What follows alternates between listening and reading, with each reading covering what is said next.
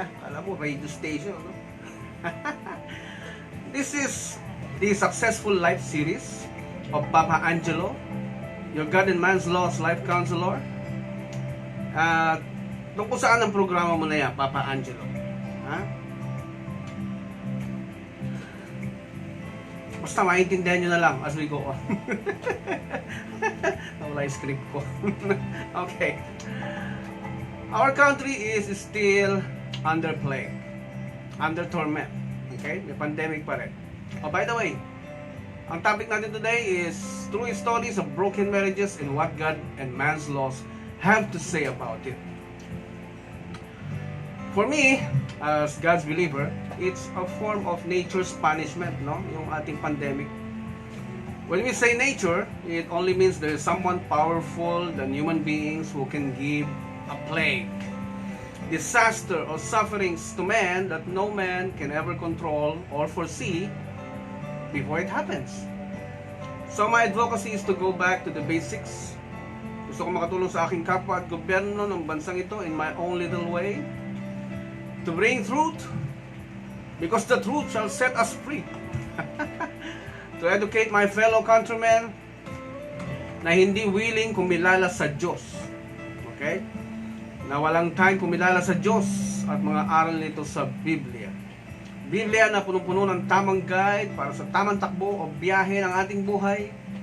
Dahil malaki ang aking paniniwala na sa pamamagitan ng paggamit ng tamang basic guide sa buhay natin, malalampasan ng bawat pamilya ang bawat pandemic sa buhay nila.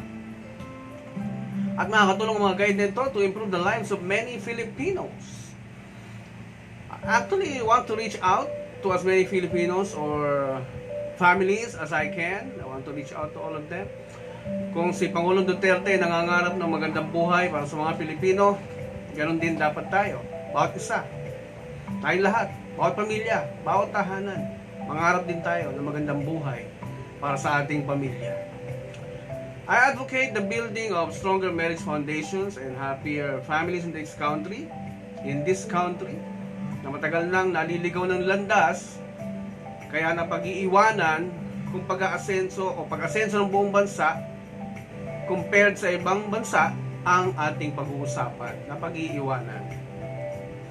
Because if there are strong families, buong pamilya, disiplinado at magagalang na mga anak, a nation is strong or even stronger. A very prosperous and happy place to live with.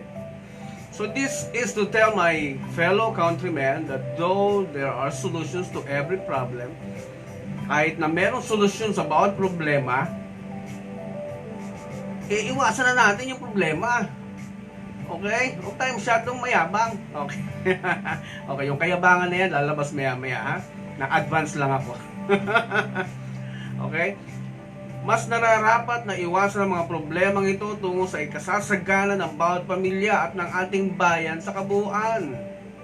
Gusto kong burahin ang kulturang namayani sa ating bansa ng maraming taon. Ang kulturang corrective actions. Na kaya ng Pilipino yan. Kaya ng Pinoy yan. Malalampasan ng Pilipino yan. Yan ang attitude natin. Yan ang naging culture natin, ano? For many years. Attitude ng kayabangan. Attitude ng pamacho. Magaling ako. I know it all. Okay? Alam nyo ba, ang attitude na ito, ang lubos na nagpapahirap sa ating bansa hanggang ngayon. At dahil dyan, kaya natin pinalayas ang mga bansang sumakop sa atin noon. Wala naman tayong choice kundi balikan ang nakaraan. So itong presentation ko today ay may historical facts.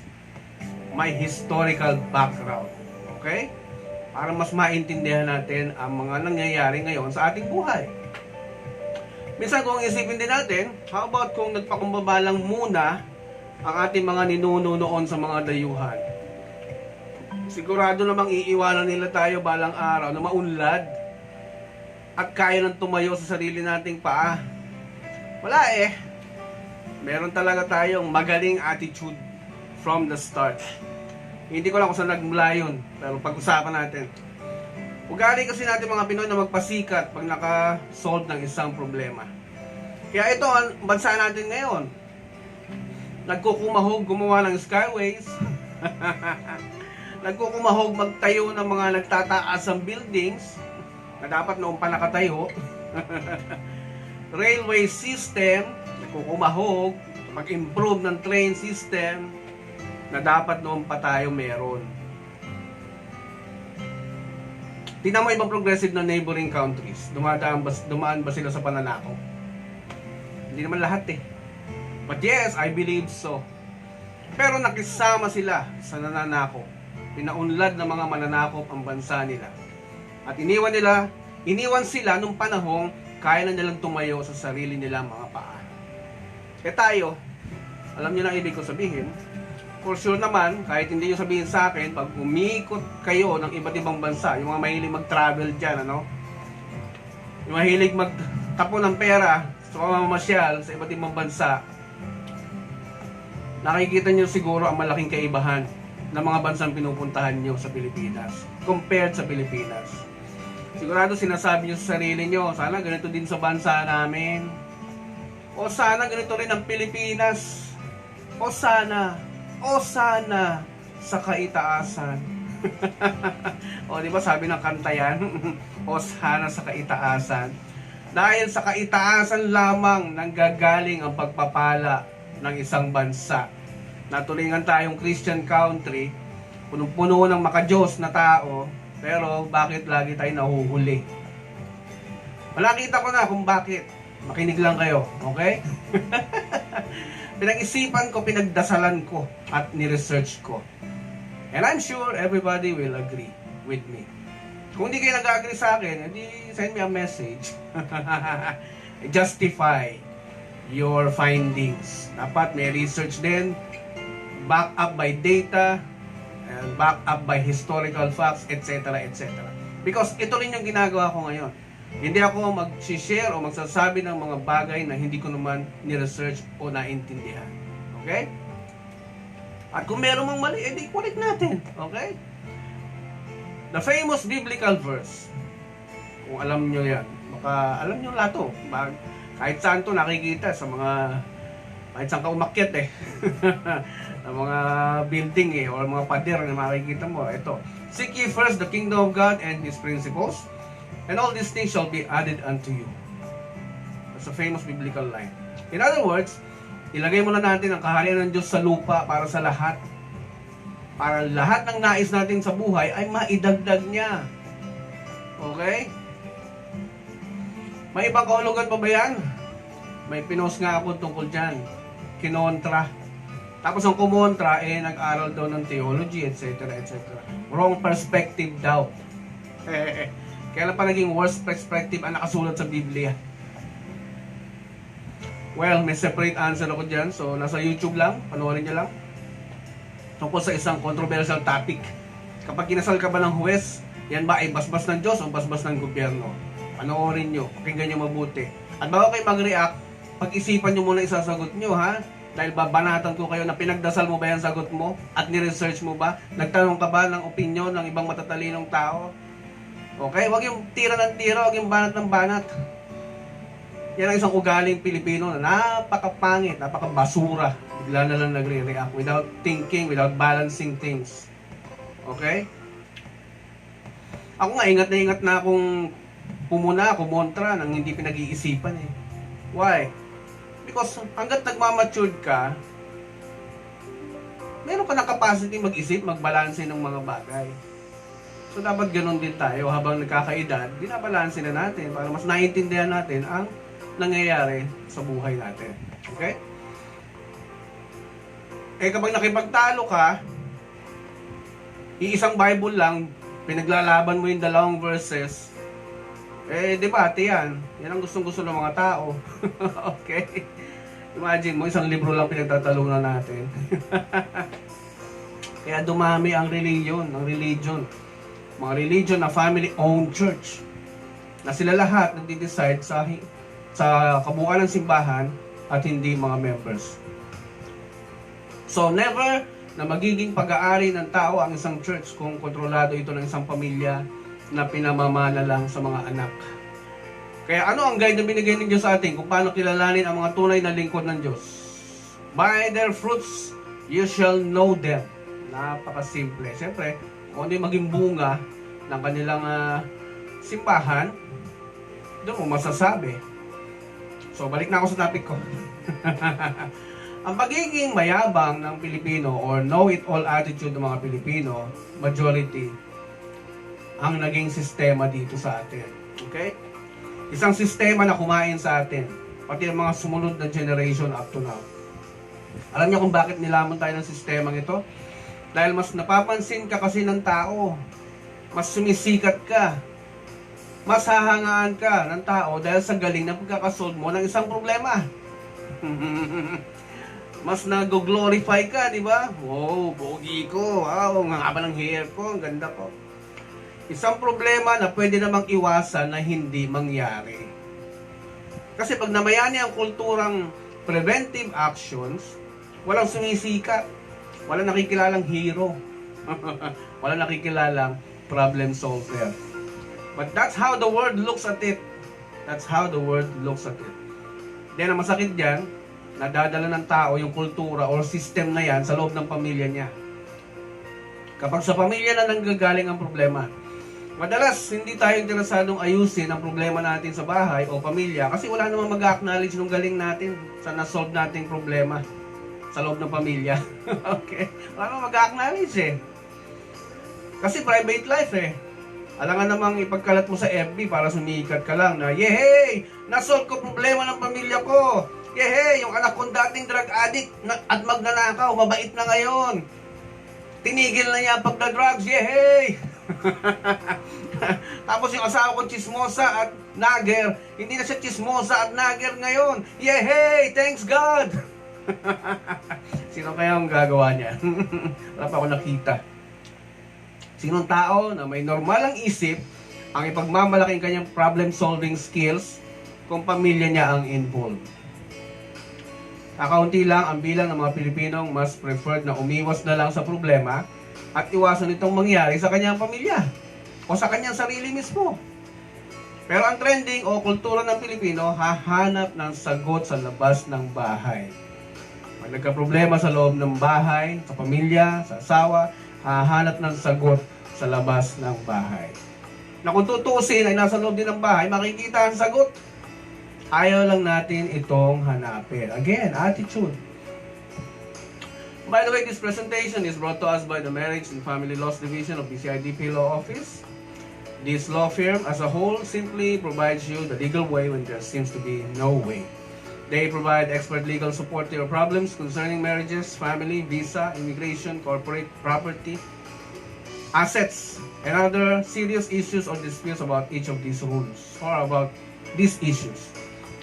This is in cooperation with BCIDP Exclusive School for Couples, which advocates building of stronger marriage foundation and happier families in the Philippines since 2013.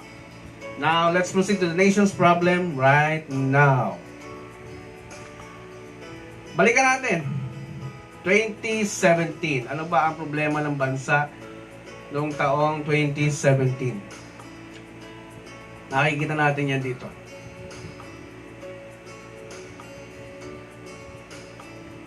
Sa isang article na sinulat sa Manila Times, etong ating media, pag sumulat ito, may back up by facts ito, back up by data, by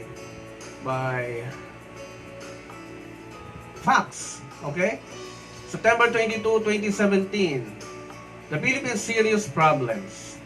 Okay. Tingnan natin, ha? Meron silang picture dito. Sa loob ng isang bahay, may drawing na pader, square. Nakalagay dito, drug problem, terrorist threats, crime, economic crisis, poverty, traffic problem, insurgency problem, territorial issues with China, corruption. So ito ang binanggit na biggest problem, Philippine Serious Problems, September 22, 2017 na article sa Manila Times. Okay? 2019, tingnan natin baka naman nagbago, Papa Angelo, baka naman nag-improve. Baka naman nag-improve. Let's see. So, after 2 years after, tingnan natin. Duterte, Philippines faced with modern problems. Okay? Modern problems na raw. Ito ay nakasulat sa newsinfo.inquirer.net. Dated June 12, 2019. Tingnan natin. Baka naman nag-improve after 2 years, ha? The country's heroes faced foreign colonizers centuries ago.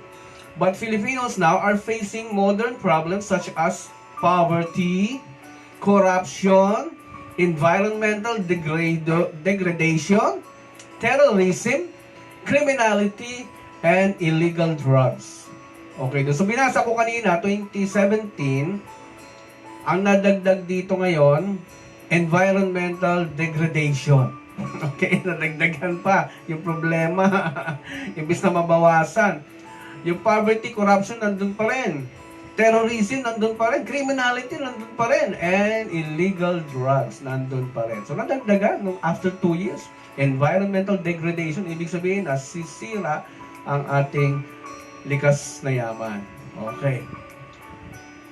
So, Papa Angelo, baka naman 30 years ago, matino naman ang ating bansa. Ngayon lang lumala.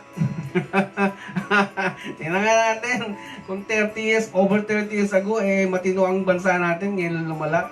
Okay. 1987. Looking back. Kung ilang taon yan, kumpitin nyo na lang. Baka maubos oras ko. 1987, ha? From the Atlantic, November 1987 issue. TheAtlantic.com. Okay? US-based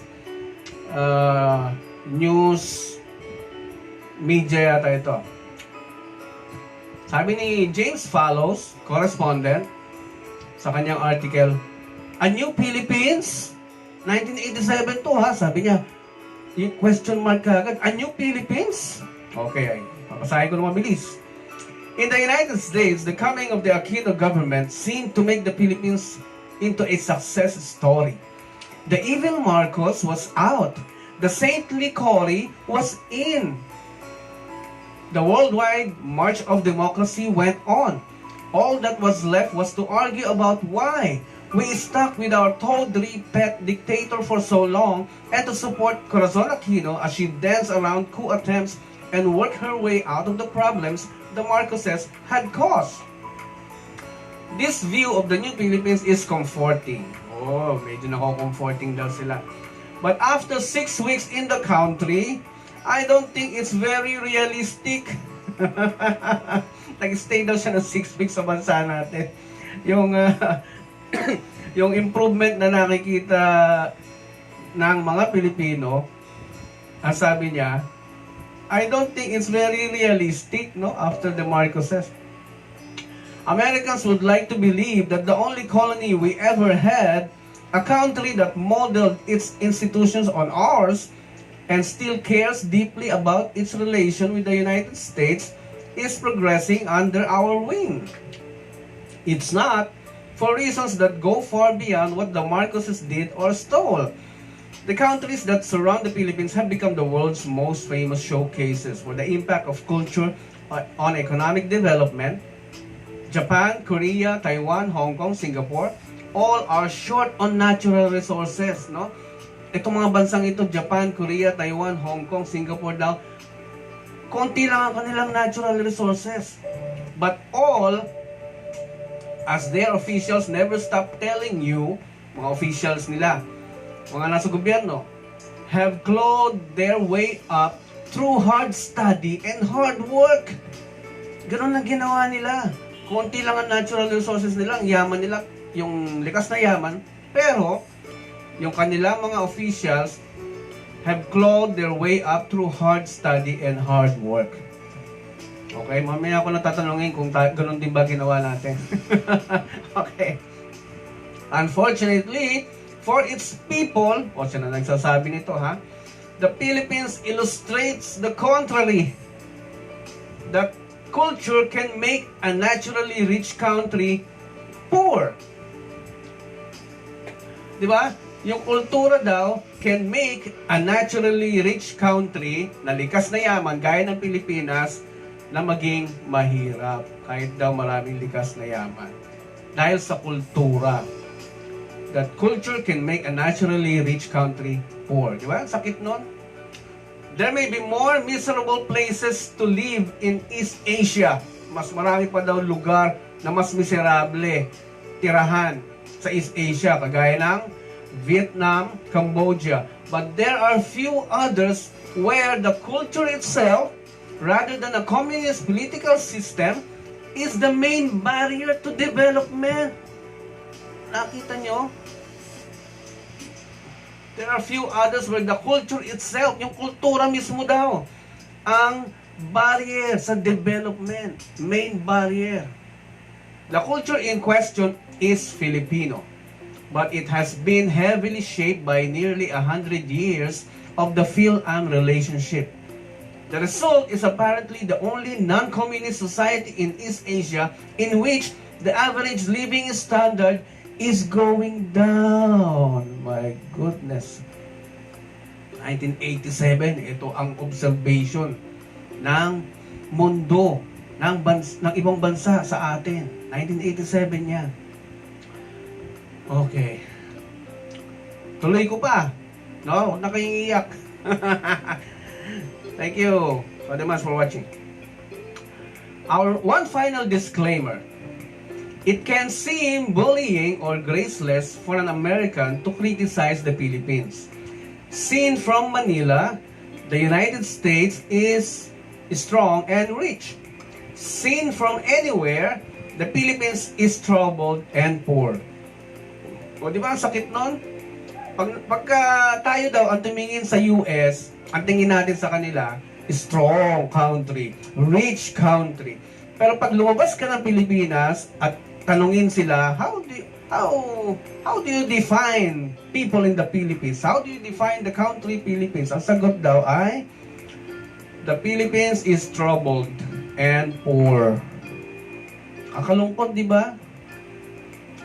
Sabi pa niya, why pick on people who need help?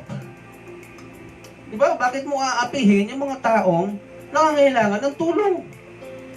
The Filipino ethic of delicadeza, their equivalent of saying saving face, no, encourages people to raise unpleasant topics indirectly, or better still, not to raise them at all. Out of respect for delicadeza, or from a vague sense of guilt that the former colony is still floundering, or because of genuine fondness for the Filipino people, the United States tolerates polite fictions about the Philippines that it would ruthlessly puncture if they concerned France or even Mexico. Baka masugatan daw kasi ang relasyon, kaya tinotolerate na lang ng US yung mga polite fictions na tungkol sa Pilipinas. Ayaw nila tayo masaktan. Okay? Don't pretend that my view of the Philippines is authoritative, sabi niya. But I've never before been in a country where my initial impressions were so totally at odds with the standard, comforting, let's all pull together view. No? It seems to me that the prospects for the Philippines are about as dismal as those for, say, South Korea are bright. In each case, the basic explanation seems to be culture. In each case daw, the basic explanation seems to be culture. In the one case, a culture that brings out the productive best in the Koreans, or the Japanese, or now even the Thais, the Thailand. And in the other culture that pulls many Filipinos toward their most self-destructive, self-defeating worst. James Fallows, correspondent or staff writer, The Atlantic, November 1987 issue. Hindi ako nagsabi niyan, ha? Now let's go to that culture na sinasabi niya. Filipino culture and the family. Umpisa natin sa family. What is a family? O kasi sabi ko noon sa bahay, sa pamilya, lahat ng gagaling ang problema ng bayan. Lahat ng hinahandle ng problema ng bayan ngayon ay galing sa bahay. Okay, isa-isahin natin kung bakit. Papa Angelo, patunayan mo nga bakit galing sa bahay ang problema ng bayan. Okay. Family, sabi sa Merriam-Webster Dictionary, is the basic unit in society, traditionally consisting of two parents rearing their children. Also, any of various social units differing from but regarded as equivalent to the traditional family. Another definition, a spouse and children, that's family. Meron pa ang pangalawang definition, a group of individuals living under one roof and usually under one head. Okay. Okay, so meron maraming definition yung family daw. Balikan natin. Wikipedia. Ano ang definition ng Wikipedia sa family? Tingnan natin, ha? Family. This article is about the group of related people. Okay. Mahaba ang explanation ng Wikipedia. In human society, family, from Latin, familia, is a group of people related either by consanguinity, by recognized birth, or affinity, by marriage or other relationship. Okay? The purpose of families is to maintain the well-being of its members and of society. Ideally, families would offer predictability, structure, and safety as members mature and participate in the community. In most societies, it is within families that children acquire socialization for life outside the family. Additionally, as the basic unit for meeting the basic needs of its members, it provides a sense of boundaries for performing tasks in a safe environment. Ideally builds a person into a functional adult, transmits culture, and ensures continuity of humankind with precedence of knowledge. Wow, lalim ng definition ng family sa Wikipedia, ha? Okay. Ano naman kaya ang definition ng family pag gobyerno natin, tinanong natin? Government ng bansa natin ngayon. Eto, sabi nila. Family Code of the Philippines, Article 149. The family being the foundation of the nation. Siya, narinig niyo yung salitang foundation? The family, being the foundation of the nation, is a basic social institution which public policy cherishes and protects. Consequently, family relations are governed by law and no custom, practice, or agreement destructive of the family shall be recognized or given effect. Pinakagusto ko yung first line. The family being the foundation of the nation. O sila may sabi niya, hindi ako, binabasa ko lang, ha. Article 149 Family Code. Google niya. Define foundation. Babalikan ko ang Merriam-Webster. Sabi niya, an underlying base or support, especially the whole masonry substructure of a building. A body or ground upon which something is built up or overlaid. Okay? So, saan ba nakikita ang foundation ng bawat building? Sa ilalim. Pag yan nasira ang foundation, may chance bumagsak ang building, matumba? Oh yes, meron po. Kasi dyan nakasalalay ang tibay ng isang building. Eh kaso, sabi ng ating gobyerno, ang family, ang foundation ng ating bansa. At di dapat, wala tayong masyadong problema ngayon kung matibay ang bawat pamilya ng bayang Pilipinas. Ang bawat Pilipino. Di ba? Foundation ng nation eh. So kung ganito ang sitwasyon natin ngayon, puro tayo problema sa bansa, ibig sabihin, maraming pamilya ang nasira. Ang foundation ng bansang Pilipinas ay nasira. Okay? Agree or disagree? Ay di sana, ang ganda ng bayan natin noon pa. 30 years ago. Pag upo lang ni Cory Aquino, sana, para na tayong Singapore ngayon. Di ba? Eh, kung di nyo alam, pinagtatawa lang tayo ng mga yan. Hindi lang natin naiintindihan salita nila. Okay. Okay. What is a culture? O, define natin ang culture. Ano meaning ng culture? Merriam-Webster din. Hingi tayong tulong. Culture, number 1 definition nila, the customary beliefs, social forms, and material traits of a racial, religious, or social group.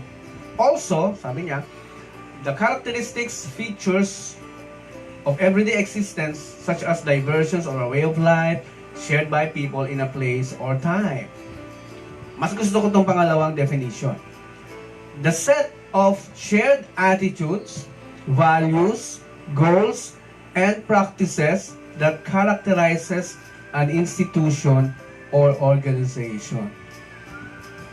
So, nakikilala daw ang kultura ng mga tao sa isang lugar according sa kanilang shared attitudes, values, and goals, and practices. Okay?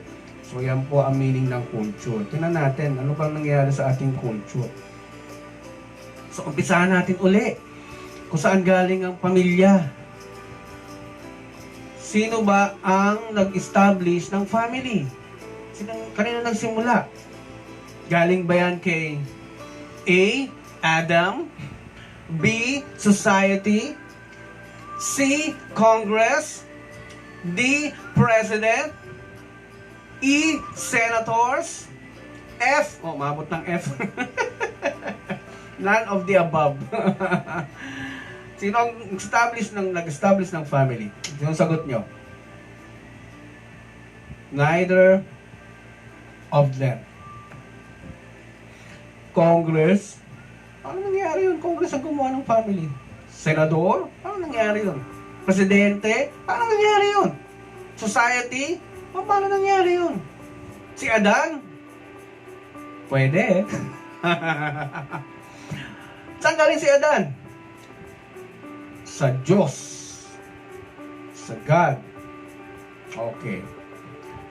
So, para magkaroon ng family, kailangan mag-join ang isang babae at isang lalaki. Tama? Yan ang design ng Diyos eh. Hindi pwedeng man to man or female to female. Why, Papa Angelo? Paano makakabuo ng bata yan? Paano magiging family? Okay? So, para magsama ang isang babae at lalaki, kailangan ikasal. Tama? O, sino gumawa ng marriage? Who is the author of marriage? Senators? Letter A. Letter B, Congress. Letter C, President. Letter D, Society. Or letter E, none of the above. None of the above pa rin. It is God. God is the author of marriage. So, i-analyze natin, ha? So, kung ang building ay nasira ang bintana, hindi siya i-condemn ng City Hall. Tama? Kung may sumabog man, gaya na nangyari sa isang condominium sa Makati, hindi naman apektuhan ang foundation, hindi siya i-condemn ng City Hall. Correct? Pero kung may nakita silang crack sa foundation ng building, they can say, this building is condemned. Tanggalin nyo na yan, gibayin nyo na yan, bago pa makadisgrasya. So, ganun kahalaga ang foundation. Okay? So, kung ano man ang nangyayari ngayon sa gobyerno, sa bansa natin ngayon, sa lupain ito na tinitirahan natin, babalikan natin lagi ang pinagmulan. What? The foundation. Anong sabi ng batas natin? Family Code. Family. Ang foundation daw ng bansang ito. Ano ba nangyayari sa pamilya natin ngayon? Alam natin yung sagot dyan. Kinain na tayo ng sistema ng kulturang hindi makadiyos. Yun ang punot dulo ng sakit ng ating bayan. Siyempre, pag hindi makadiyos, kulturang hindi makadiyos, anong tawag natin? Makademonyo po, Papa Angelo. O, kayo may sabi niya, ha? Kaya sumagot niya, ha? Hindi ako, ha? Okay. So, dahil nasira na ang pamilya, nasira na ang foundation ng bansa, tingnan natin, silipin natin ngayon, bakit ba nasisira ang foundation ng bansa? Bakit ba nasisira ang pamilya? Ito na ngayon, papasok na ang annulment, nullity of marriage, pati ang divorce. Okay? Divorce issue na pilit na pinapasok ng mga tao sa Kongreso. Ito na. Balikan natin history ng divorce. Bakit ba merong divorce na pinag-uusapan? Balikan natin. Babasahin ko sa page 18 ng isang Supreme Court decision. Okay? Dahil Supreme Court ito nagsasalita, ha? Babasahin ko lang. Mas credible to. Okay. Page 18, Supreme Court Decision, GR number 221029, NBank, April 24, 2018, Republic of the Philippines versus Marilyn T. Manalo. Ito ang sabi ng Supreme Court tungkol sa divorce. Background, historical background. Notably, a law on absolute divorce is not new in our country. Sa Pilipinas daw. Hindi bago yan. Effective March 11, 1917, Philippine courts could grant an absolute divorce on the grounds of adultery on the part of the wife or concubinage on the part of the husband by virtue of Act number 2710 of the Philippine Legislature. On March 25, 1943, pursuant to the authority conferred upon him by the Commander-in-Chief of the Imperial Japanese Forces in the Philippines, and with the with the approval of the latter, the chairman of the Philippine Executive Commission promulgated an Executive Order number 141, or what is called New Divorce Law, which repealed Act number 2710 and provided 11 grounds for absolute divorce, such as intentional or unjustified desertion, pag-alis, intentional or unjustified desertion, continuously for at least 1 year prior to the filing of the action ng isa sa mag-asawa. A slander by deed or gross insult by one spouse against the other to such an extent as to make further living together impracticable, and espouse incurable insanity. So yun yung mga grounds na binigay. Okay? When the Philippines was liberated and the Commonwealth government was restored, it ceased to have force and effect. Nawala yung force and effect ng divorce law na yan nung ma-liberate daw ang Pilipinas at naitayo ang Commonwealth government. And Act number 2710 again prevailed. Nag-prevail yung isang batas na ginawa noon. Pero from August 30, 1950, upon the effectivity of Republic Act number 386 or the new Civil Code, an absolute divorce obtained by Filipino citizens, whether here or abroad, is no longer recognized. Okay, narinig nyo? Yan ang history ng divorce natin.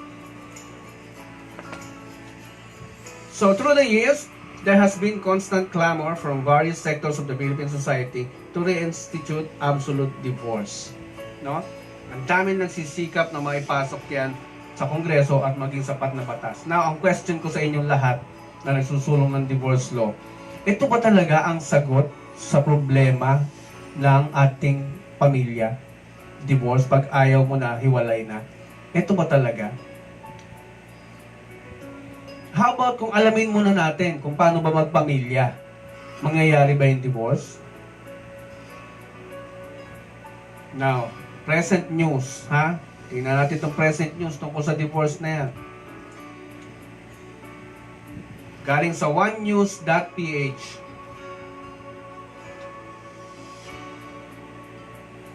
Latest lang to. February 10, 2020. Bago mag-pandemic.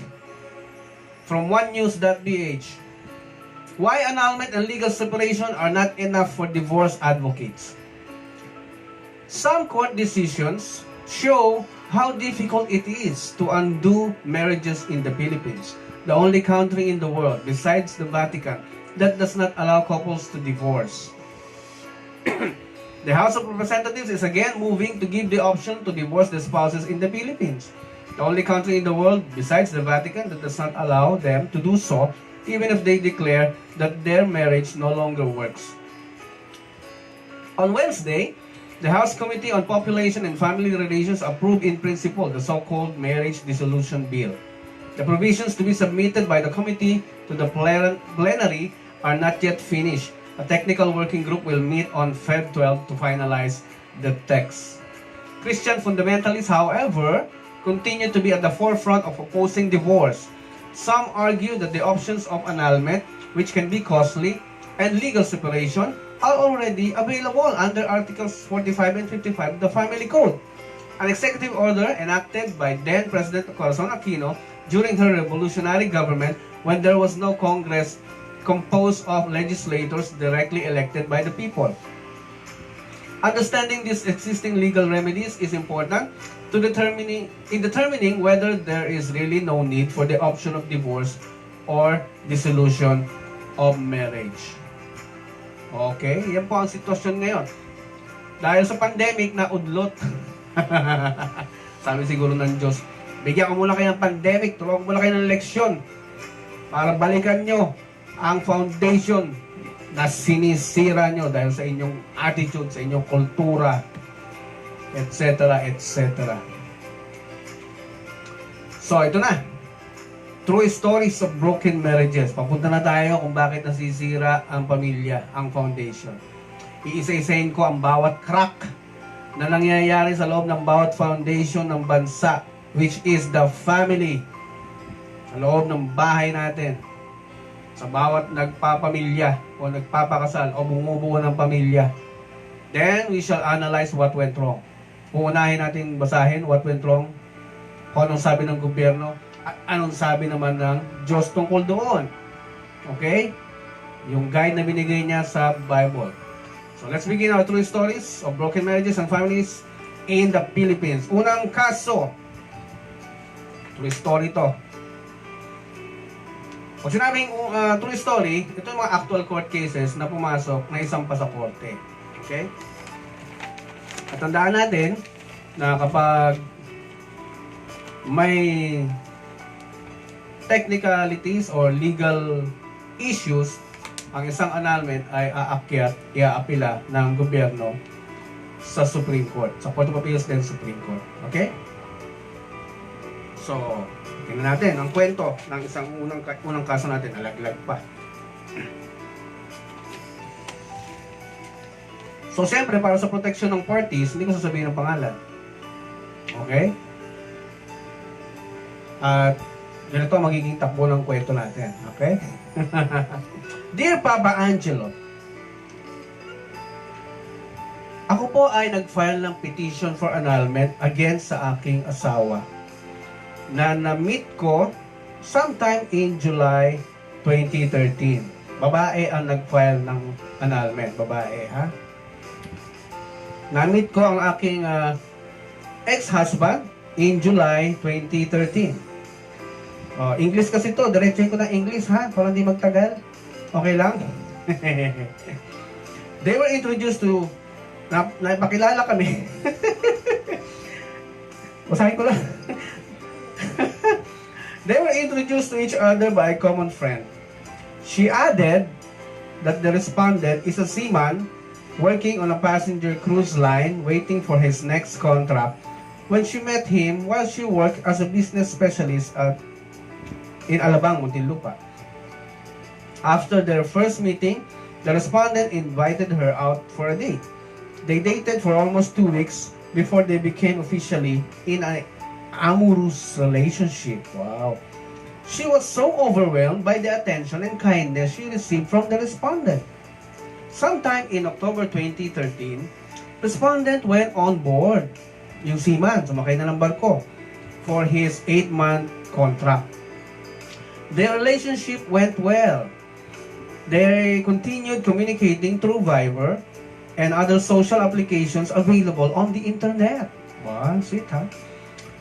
On the 5th month of their relationship, respondent called her asking her to marry him. Will you marry me? Sabi sa babae. Yun ang sabi niya sa akin, Papa Angelo. Okay. She gladly accepted his proposal, as she thought he was the one who destined to love her for the rest of their lives. As she thought, yun na nga. As she thought he was the one destined to love her for the rest of her life. So yun ang kanyang feeling. Her parents were surprised of her decision to settle down, as they opined that she hardly knew the respondent. They contracted marriage on August 17, 2014. So kailan sila nagkakilala? July 2013. Nagpakasal kagad August 17, 2014.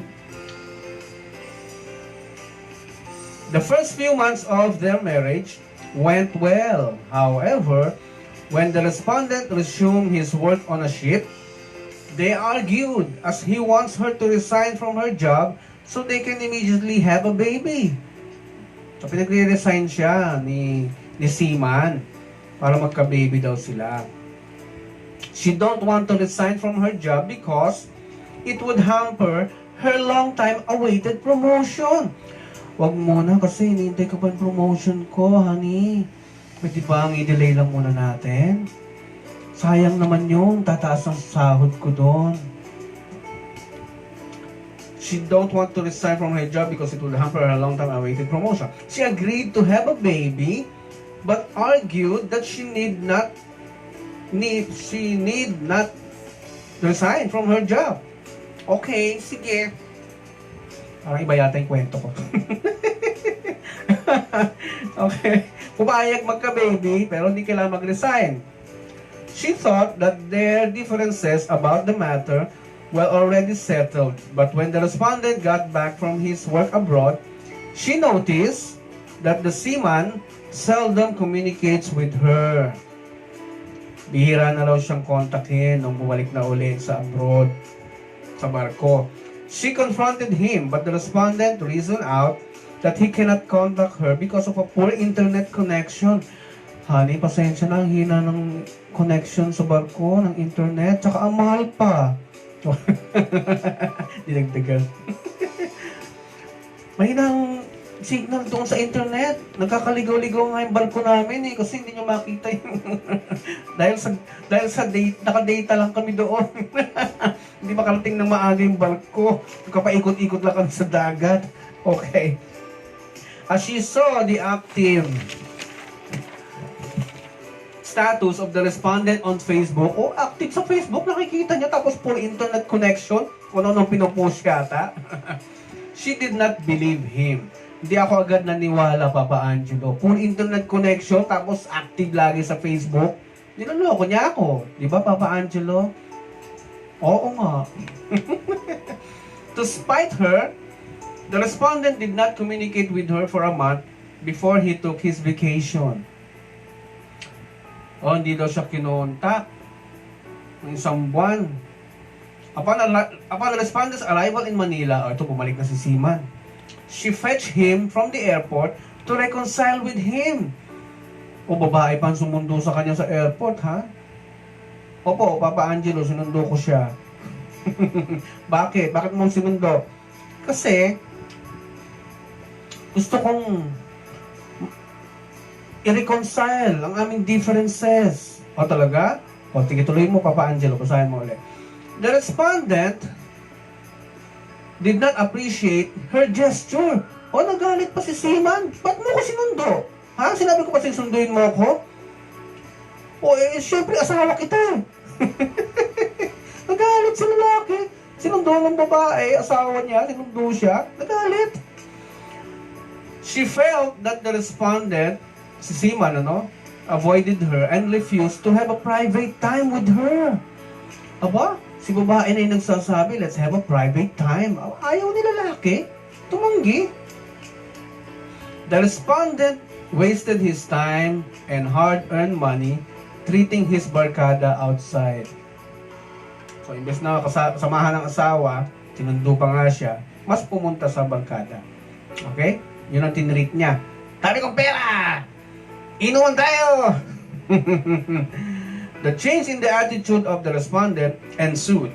Frequent fights between them. Lagi na kami nag-aaway, Papa Angelo. The respondent started to physically hurt her. Sinaktan niya ako, Papa Angelo. One time, they argued because the respondent went home drunk.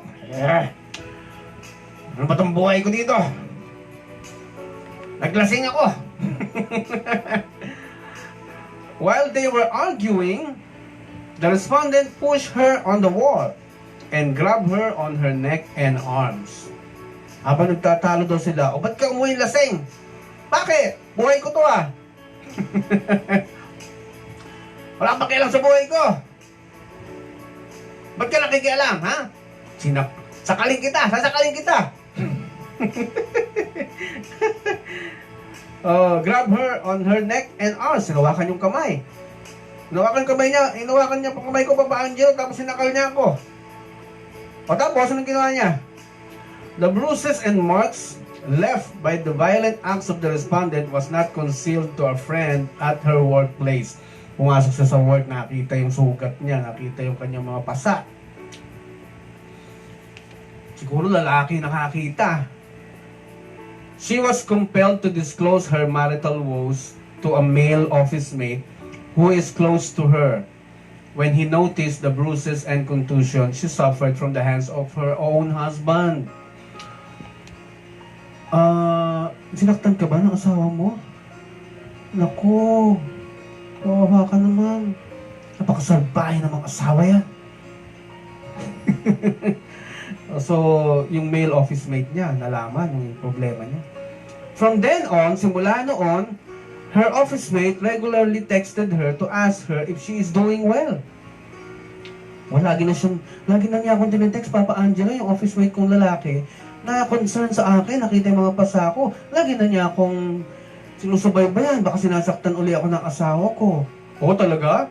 Pupunta siya doon sa bahay niyo, superhero? Hoy, huwag mo saktan niya! Ang galing niya, ha? She was able to cope with her situation because she was able to unload the feelings she had at that time. Oh, naging crying shoulder yung office mate na lalaki, ha? Na-unload yung kanyang mga bigat sa buhay. Nasaan na ba? The respondent, si Seaman, yung kanyang husband, started to be overjealous with her friend because of her friend's text messages. Ano yan, mga text na yan, ha? Ano yan, pinag-uusapan niyo ako? Ha? Mga taksil! The respondent would hit her whenever he would see her using her phone. O, yun nga. Lalong sinasaktan. Yung babae, hawak yung phone eh. So, umiral na yung selos. Ito na. The respondent assumed that petitioner was communicating with her male colleague, yung office mate na lalaki. In view of the unfounded suspicion of the respondent, the latter forced her to have sex with him while he was heavily drunk. So, naging manginginom siya, Papa Angelo. Lagi na lang siya lasing tuwing uuwi. Tapos, pinapwersa niya ako makapag-sex sa kanya. Every time lagi siyang lasing. O tapos, binibigay mo naman. Teka lang, wala pa dito. Di ko pa nabasa. She tried to avoid the sexual insinuations of the respondent. Sinubukan kong umiwas, Papa Angelo. Pero, hindi ko kaya, malakas siya. She endured a lot of pain in the process of fighting with him so that he could not undress her. Ang hirap mo namang hubalan. Ha? Hindi ko tanggalin lahat. Napahirapan mo buhay ko. She even got so frightened sleeping with the respondent in view of the thought that he might hurt her while she was asleep. Makasaktan daw siya habang natutulog siya. So, naiilang na siyang mahiga sa tabi ng kanyang asawa. She did not disclose her situation to her family because she thought that the respondent would hurt her even more. Hindi niya pinaalam sa pamilya niya. Baka mas lalo siyang saktan. Eh, paano kung war freak nga yung tatay niya? No? Nasaan yung lalaking yan, ha? Punta sa bahay niyo, pagtartagain ko yan. Tama yung ginawa niya. Okay, mamaya ako magko-comment. Kwento muna ako. Okay. She was also hoping that they can still give their marriage a second chance. However, they were not able to save their marriage. Upon the return of the respondent to his duty overseas, the respondent did not bother to communicate with her. The respondent even posted his picture on the social sites having a drink with several women inside a bar. Wow, happy na si Seaman na husband uli sa barko, ha? Having drinks with different women, ha? Pinopost pa sa FB, ha? One time, she received a message from a certain woman disclosing to her that the respondent has a love child. Papa Angelo! May nag-message sa akin. Meron lang anak yung kasama ko sa kanya. The woman asked for financial support for her child as allegedly the respondent had not been supporting his son for a long time. Yung lalaking yun, binuntis na nga yung babae, hindi pa sinusuportahan yung bata. She felt so betrayed, which, teka lang, next page, prompted her to immediately confront the respondent. Kinonfronta niya yung asawa niya. Sino yung babaeng binuntis mo? Tapos hindi ko pa sinusuportahan. Baka walang niya mong lalaki ka. Respondent initially tried to deny it. Ano? Sigurado kang ako yun? Ako tatay nun, ha? Ano ebidensya mo? Wala kang ebidensya, di ba? Tumawag lang sa'yo. O paano ko na wrong number lang yon? Paano ko na wrong send lang? Ha? Imbestigahan mo ba? She was so outraged, and she was not able to prevent herself from slapping him. Walang iya ka! Pak! Sinampal ulit sa kabila. Pak! From then on, they would always exchange convictions against each other on every mistake that they committed. She also caught the respondent maintaining other women through the text messages that she read on his cell phone. Oh, nagsasama pa rin sila. Tapos may nababasa. May nababasa ako, Papa Angelo, ng mga text messages sa iba-ibang babae. She learned that the other woman was a minor whom the respondent met in a place where he used to hang out with friends. Papa Angelo, mukhang 16 years old pa pala yung babae. Baka walang yan ito, asawa ko nito. She got courage to fight with the respondent, wherein they both ended up physically hurt. Nagbugbugan silang dalawa. At that point, she no longer exerted effort to save the marriage. She was so depressed, which prompted her to leave the respondent and hid in the house of her relative in the province. The respondent did not even show any feelings toward her. Wala nang feelings, hindi na siya hinanap. He did not even send any remittance nor communicate with her. At hindi na alam niyo na ang ending nito. Ay ako. So yan po ang nangyari sa kanilang buhay, pamilya. Ano ang sabi ng korte tungkol sa kanilang hihiwalay? Nag-file ng petition si babae. Basahin natin ang sabi ng korte, ng judge. May psychological test na nangyari, so na-examine ng babae. Yung lalaki hindi sumagot, pero yung nanay niya nakisama, ha. Ito ang sabi ng korte. Article 68 of the Family Code obligates the husband and wife to live together, observe mutual love, respect, and fidelity, and render mutual help and support. In the instant case, the love, fidelity, loyalty, and entrenched adherence to the marital vows between the spouses, which are the basic postulates of marriage, were not complied with, but rather were utterly disregarded and violated by both the petitioner and respondent. The petitioner and the respondent may have lived together, but respondent's refusal to communicate with the petitioner is similar to not living together at all. The respondent's act forcing the petitioner to have sex with him while he was heavily drunk, physically hurting the petitioner and his sexual infidelities, manifests the respondent's lack of love and respect to the petitioner. In the same manner, the petitioner's behavior of being argumentative, her constant complaints of being misunderstood and blaming her personal misfortune to the respondent had brought about her failure to perform her basic marital obligations to the respondent. The expert opinion of clinical psychologists enabled the court to properly determine the issue of psychological incapacity of the spouses.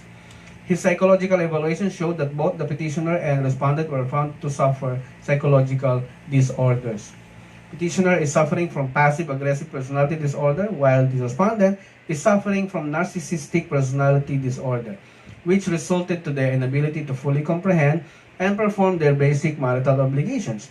The couple's constant conflicts has caused constant emotional, physical, and psychological trauma to the petitioner. Further, the consistent manifestation of their dysfunctional traits throughout, before and during, and after the marriage points to the fact that their negative behavioral patterns are permanent and deeply rooted within their overall personality. As explained by clinical psychologists, the root cause of the petitioner's disorder can be attributed to the manner by which she was brought up by her caregivers, wherein she developed anger that petitioner found it to be difficult to control, while the personality disorder of the respondent was brought about by respondent's exposure to unhealthy lifestyle, lack of affection and support from the family, rejection and poor motivation during his formative years. Lastly, it has been shown that the spouses possess severe, grave, and incurable personality flaws that have been present even prior to the celebration of their marriage. Both of them have consistently been unable to render love and support towards each other, and neither they had been able to adequately help in the management and support of their household. The lack of personal examination and interview of the person diagnosed with personality disorder, like the respondent, so hindi na-examine yung seaman, no? Hindi rin na-interview, did not per se invalidate the findings of the expert. O, maswerte siya, ha? Kahit hindi siya na-interview, tinanggap pa rin yung findings ng psychologist. Though the respondent was not interviewed nor examined, the Supreme Court has held that there is no requirement that the respondent's spouse should be personally examined by a physician or psychologist, or a condition sine qua non for the declaration of nullity of marriage based on psychological incapacity. What matters is whether the totality of evidence presented is adequate to sustain a finding of psychological incapacity. Okay? Ayan ay ayon din sa mga naunang kaso na ng Supreme Court. If the totality of evidence presented is enough to sustain a finding of psychological incapacity, then actual medical examination of the person concerned need not be resorted to. Okay? As quoted from the case of Valerio E. Calao, petitioner versus Maria Elena Fernandez, under GR number 166357, January 14, 2015. Thus, based on the totality of evidence on record, it clearly shows that petitioner and respondent as husband and wife failed to comply with their marital obligations to live together, observe mutual love, respect, and fidelity, and render mutual help and support, as written in Article 68 of Family Code of the Philippines. Wherefore, premises considered, judgment is hereby rendered, declaring the marriage between the parties null and void ab initio, in accordance with Article 36 of the Family Code of the Philippines. Okay? So, ang binasa natin, isang kaso pa lang kung paano nasisira ang isang pamilya. Okay? Teka na, wala yung music ko. Kailangan may music para maganda yung mood. Mabilis mo matapos. Okay. It's YouTube Music. Oh, wait Download lang. the app today and get a trial of Music Premium on us.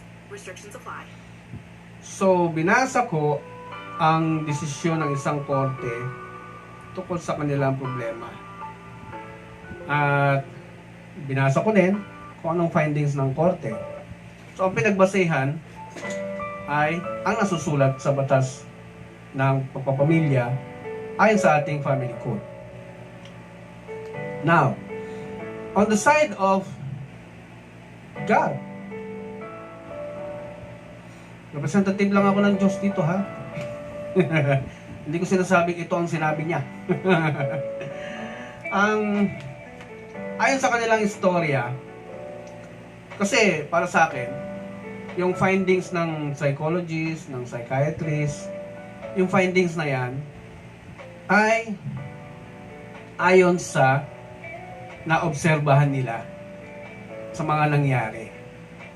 So, this is the science of man. The explanation on the science side of man. Pero pag tinanong mo naman ang manufacturer ng man, sino ba ang gumawa ng tao? Of course, ang Diyos. Paano ba niya dinesign ang tao? Paano ba niya dinesign ang babae? Mas dapat nating balikan kung paano ba sila ginawa. Kasi yung sinabing grounds na dahil sa kanilang kinalakihan, dahil sa hindi naka-move on, kaya may ugali pa rin dala-dala nila hanggang sa nag-asawa sila na hindi lumabas bago ikasal at lumabas lang nung kinasal na. Findings yan before and during. Or during and after. During and after the marriage. So how about yung before? Why hindi natin i-analyze? Para hindi sana nauwi sa paghihiwalay. Di ba? Okay. Ayon sa istorya nila, gusto ni lalaki na magkaanak sila, seaman. O kung malakas siguro ang kita niya, huwag ka na magtrabaho, sa bahay ka na lang. Mag-anak na lang tayo. Siguro, kaya naman siya pinakasalan, gusto ng matinong buhay. Gusto ng mag-going straight ni lalaki. Eh kaso, si babae, ayaw ko pa. Kasi, may hinihintay akong promotion. Although pumayag siyang magkaanak, di ba? Pero hindi na lumabas dun sa istorya kung nabuntis ba. It looks like hindi nabuo. Walang nabuong baby sa kanilang dalawa. So ito si lalaki, parang nawalan ng gana. Balik sa barko, enjoy, nabawasan yung excitement para kontakin lagi asawa niya. Siguro hindi rin niya nakita yung effort ng asawa niya, ng babae, yung effort na magkaanak sila. Going to serious life na eh. Kapag nagsabi ang lalaki sa babae na gusto ko magkaanak, gusto magkapamilya, going into serious na yan. Kaya pagka kayo mga babae, pag sinabihan kayo ng boyfriend yung, asawa nyo ha, hindi boyfriend ha. Pag sinabi ng boyfriend niya, kasal muna. Okay. Be ready. So, pagkatapos yung ikasal at naghangad talaga yung lalaki ng anak, kailangan pinagkasundoan nyo na yan bago pa kayo magpirmahan. Okay, papayag ako. Sige, first few months natin, let's try to have a baby. At dapat makisama ka. Makisama kang babae ka, ha? Papa Angelo, ba't mo ako pinapagalitan? Sa'yo nga ako sumusulat eh. Okay, kasi dapat ka rin sisihin eh. Sinabihan ka mag-resign, hindi ka naniwala sa asawa mo, hindi ka nakinig. Kaya doon pumapasok yung prinsipyo ng Diyos na submit to your husband. Hindi ka nakinig eh, pumasok ka pa rin sa trabaho mo. Paano ka makakabuo? Kaya siguro hindi kayo nakabuo dahil pasok ka ng pasok. Hindi mo naman sinabi ko ng trabaho mo dito. Ano ka ba? Gym instructor?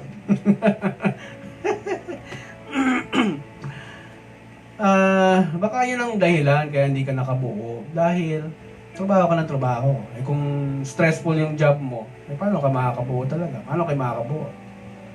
Tapos, kinuwento mo pa yung problema nyo sa kaopisina mo.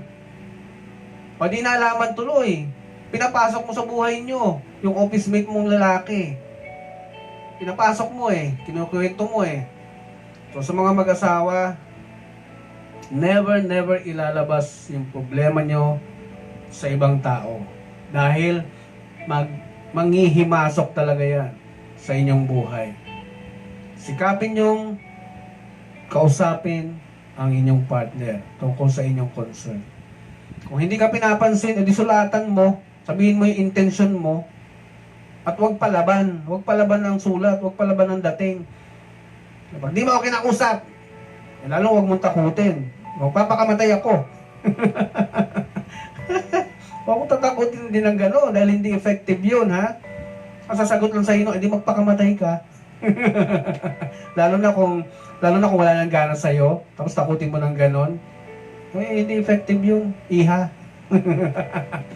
At iho, ha, kung mananakot ka sa babae, sasabihin mo magpapakamatay ka. May mga babaeng matatakot, baka tutuhanin na.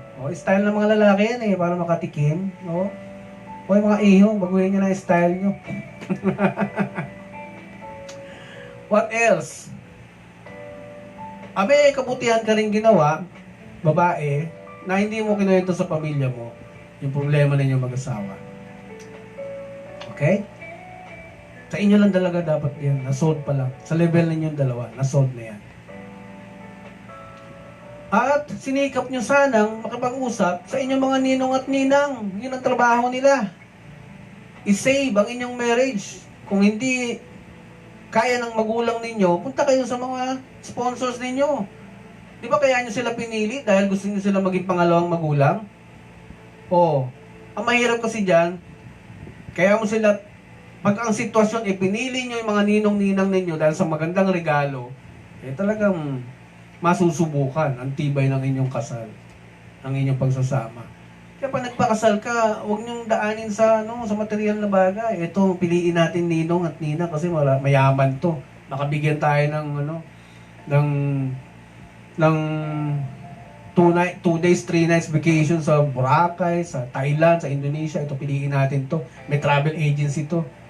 Naku, kung ganyan ang maging basehan nyo sa pagpili ng sponsors, ewan ko kung anong guidance mo maibibigay sa inyo pag nagka-problema na kayo.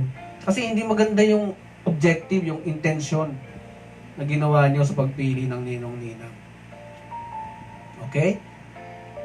Siyempre, kung maganda yung intention ninyo sa pagpili ng ninong-ninang, dalawa dyan ang makikialam. Makikialam in the sense na concerned sila. Kakausapin yung asawa mo, kakausapin ka nung isa. Kumbaga, magsisikap sila na mapagharap kayong dalawa. Okay? Again, pipili kayo ng ninong-ninang sa mga kasal. Piliin nyo ng tama. Paano yung Papa Angelo? Piliin nyo na may aasahan kayong magandang guidance. Hindi yung may aasahan kayong regalo. Pag inisip nyo yung regalo, talagang God will never bless your marriage. Because parang nagpakasal lang kayo because of material things, may hinahabol kayo. Iba yung intention nyo nung kayo nagpakasal. So, never do that. So, ano pa? Meron pa ba ako nakalimutan? Nakakalungkot yung naging ending ng kanilang pagsasama, ng kanilang kasal. At sa mga susunod na kwento, marami pang mas grabe dyan. Okay? At remember, pinag-uusapan natin ngayon ang foundation na sumisira sa bansa, which is the family. And so, ladies and gentlemen, I am not a pastor, I am not a priest, neither a religious leader, or do I represent a particular church. I have no religion. Okay? I am just an obedient follower of God and man's laws. Pero kapag umattend ako ng misa, umattend ako ng fellowship ng mga born again, kinukuha ko yung magagandang bagay na sinasabi nila. Okay? Mature na tayo. Alam nyo kung anong tama at mali. Adi, huwag mong dalhin, huwag mong bitbitin palabas yung mali. Bitbitin mo yung tama. Yung alam mong galing sa guide, galing sa Bible. Okay? So, I studied both the Bible and the laws of man for the last 30 years. And I never stopped from learning. I'm still studying up to now. That's God's commandment to never stop learning kahit sa gabi, mag-aral daw. Yes, it's in the Bible, kahit sa gabi. These things became my guide in running my life properly. Medyo na late lang because I made wrong decisions in the past. Because ang feeling ko din noon, I know everything na. So I can handle my life na without Him. Ganun ang attitude ko noon. Again, attitude problem. Pero I was wrong. God had corrected me the most painful way a man can feel or experience. Just like the prophet Job in the Bible. Kaya huwag nyo nang hintayin na mangyari yung pagkukorek sa inyo ng Diyos. Masakit siya mag-correct. Masakit. But instead of complaining against Him or this government, I remain humble. I choose to be humble. Then I started finding the root cause of all my life's problem and sought God's help to understand these things. God helped me. He helped me comprehend all these life's problem. And the secret to avoid life's problem is to simply follow the principles He taught in the Bible. So, use them as our guide, our GPS sa biyahe ng ating buhay. Kaya kung individual ka, magulang o solo parent ka na naguguluhan sa buhay, at lubhang naapektuhan ng pandemic na ito, ang pamilya mo, you're about to lose your mind, nababaliw ka na, there is always an answer to life's problems. Nandito lang si Papa Angelo. So, come to Papa Angelo. Ha? Because life is not a mystery daw, according to Dr. Miles Monroe. Lahat yan. May dahilan, may purpose. Alamin natin. Everything in life is designed to function by laws, sabi niya. These God's laws are life principles too. And if we just follow all of them, life would be prosperous, peaceful. Trials or life hardships would be very easy to handle, lalo na if you have the right guide. So now, I have the right guide, the right perspective in life. Because I strongly believe that if you have the right guide, you will have the right journey towards life. And the secret is very simple. Just use that guide. Application is the key. Application. Use it. Don't just absorb it. No, wag lang pakinggan, wag lang alamin, kundi i-apply, gamitin. Okay? And the bad culture of Filipinos will surely be replaced with God's culture in you. If you, no, palitan natin yung kultura natin na very bad na. Palitan natin ng God's culture. Kung ikaw, ako, yes, tayong lahat ay maninindigan to stand for God, to stand for righteousness. And the blessings it gives for following sincerely and humbly without any conditions, darating na lang yan, kusa. Let's start inside our homes. Let's start inside our families consistently on a daily basis. Araw-araw, minuto. For the sake of His kingdom here on earth na matagal na niyang inaasam-asam. At ang kapalit niyan ay tunay na kasaganaan sa ating bansa ayon sa kanyang pangako na matagal na niyang pinatunayan since the history of mankind. So, do you really want the Lord to heal our land? It starts inside our homes, inside our respective families. So guys, again, this is Papa Angelo, your God and Man's Laws Life Counselor. Sana may natutunan kayo, ha? Today. Promise? Marami? Usap tayo ulit next Sunday. Thank you so much for watching and listening. See you again. Thank you so much. Bye-bye.